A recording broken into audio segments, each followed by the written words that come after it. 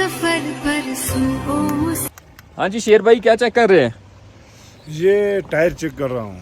ऊपर से ये अफसर टॉप से जब गाड़ी उतरते हैं ना, ये भाई को पता नहीं होता है, पहले दूसरे तीसरे गियर पे आते हैं, तो इस वजह से ये ब्रेक शूज गर्म होते हैं। ठीक है। इसकी वजह से किसी का जान जाता है, किसी का माल जाता है, इसलिए हम एहतियात करते हैं, चेक करते हैं। किसी भाई का गर्म हो गया तो इसको साइड करके इसको ब्रीफिंग देते हैं, भाई 5-10 मिनट रेस्ट करो।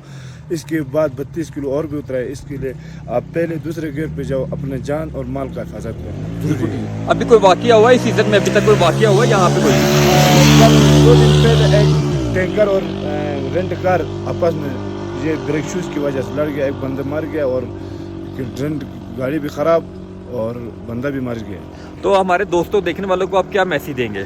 बस आने वक्त जब बाबसर टॉप से नीचे आने वक्त पहले दूसरे गियर पे एहतियात करना।